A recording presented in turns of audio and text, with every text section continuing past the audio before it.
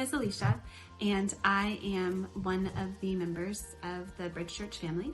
And today I wanted to chat about just the idea and the fact that we need a savior, that man, woman, human can't make themselves be right with God by their own actions.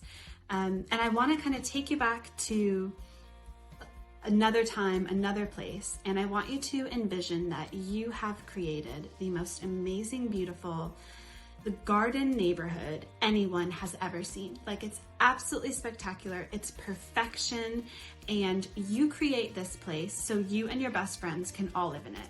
And it's completely free for them. So you're providing all of their food, you're providing their shelter, everything, like everything they would need, their entertainment. It's a safe place. It's a place where they feel loved. Like, you are focusing on all of that, right? You provide everything for them. And the only thing you ask is, hey, I've got this tree over there on like this side of the garden, and I know it's going to make you sick. Like, I'm positive because of the type of tree that it is. And so my only request is, like, I've given you all this free stuff. Out of love, I wanted to do it for you. You are so special to me, and I don't really want you to be unwell. So can you just not eat that fruit? And so you think, like, cool, great, like, it completely makes sense. And your friends are like, oh no, he's holding out on me, she's holding out on me, so I'm gonna eat the fruit. That's the only thing they've asked me not to do, and I'm gonna eat it. And so they eat it. And they completely kind of dishonor what you've said, dishonor you as a friend by doing it. And so obviously you're hurt, but you decide, okay, I'm just gonna go back into the garden, into the neighborhood, and just pretend like nothing's happened. I'm just gonna go in, I'm gonna call out to them like we normally do, we're gonna go for a walk and we'll see what happens. And when you get in there, because they feel so embarrassed and ashamed and unwell because of what they've eaten, they hide from you.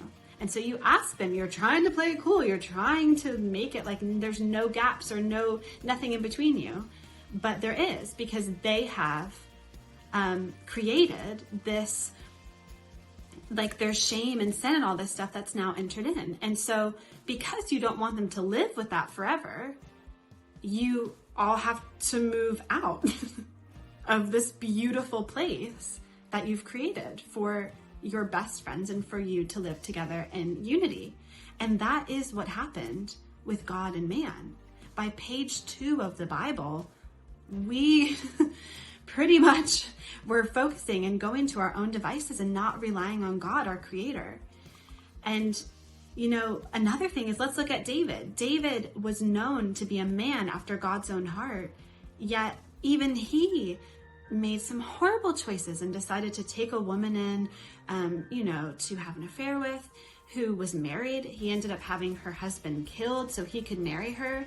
And this is someone who's known to be a man that is after God's own heart.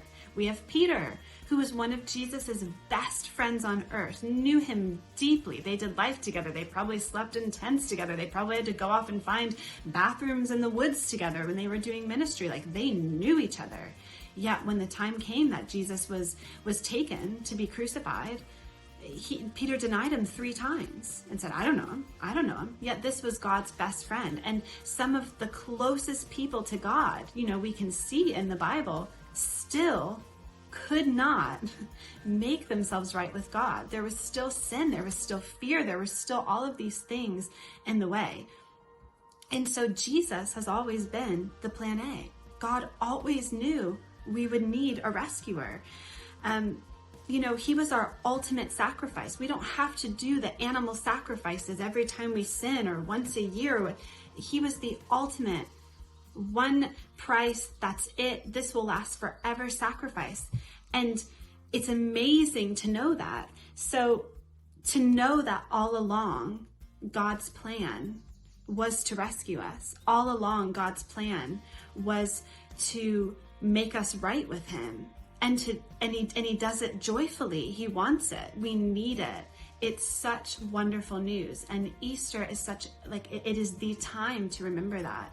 The most amazing time to remember that God pursues man, even in all of our stuff, because he knows that we need to be rescued from ourselves most of the time. Thank you so much. And I hope you have a wonderful day.